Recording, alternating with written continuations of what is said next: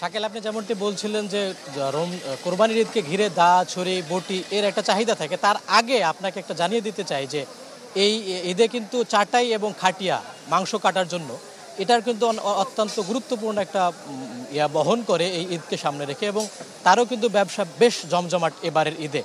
নগদের কাছে সব গ্রাহকই প্রিয়, তাই তো সারা দেশে ক্যাশ আউট চার্জ সবচেয়ে কম। গত বছরের ঈদেও কিন্তু এর চাহিদা বেশ ভালো ছিল এবং ব্যবসায়ীরা যারা রয়েছেন তারাও কিন্তু বেশ বেচা বিক্রি করেছেন।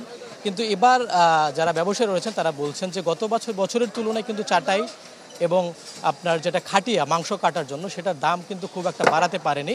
তবে আমি দেখেছি ছোট যেটা সেটা বিক্রি হচ্ছে 250 থেকে 300 টাকা, এবং বড় খাটিয়া যেটা সেটা বিক্রি হচ্ছে আপনার 500 থেকে 600 টাকা, এবং এর বাইরে চাটাই যেগুলো আছে চাটাই বিক্রি হচ্ছে আপনার হচ্ছে 250 থেকে 300 টাকা।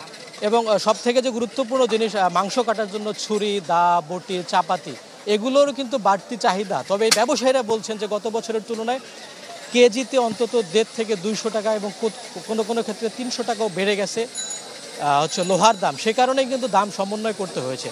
সো গত বছর যে চাপাতি 300 টাকা বা 350 টাকায় মিলতো সেটা কিন্তু এখন কিনতে 500, 600, 700 টাকা পর্যন্ত গুনতে হচ্ছে। এবং বড় যে চাপাতিগুলো 1.5 কেজির উপরের সেগুলো কিন্তু সেক্ষেত্রে 800 থেকে 1000 টাকা গুনতে হচ্ছে। এবং ছোট যে ছুরি সেগুলো 200 টাকা, 250 টাকা এবং 300 টাকা। তারপর হচ্ছে আপনার দা বিক্রি হচ্ছে 600 থেকে 700 টাকায়। বটি মান ভেদে, কোয়ালিটি ভেদে যেগুলোর 1.5 কেজির উপরে সেগুলো বিক্রি হচ্ছে 12 থেকে 1400 টাকা, এবং অন্যান্য যেগুলো 1 কেজির উপরে সেগুলো বিক্রি হচ্ছে আপনার 800 থেকে 900 টাকায়।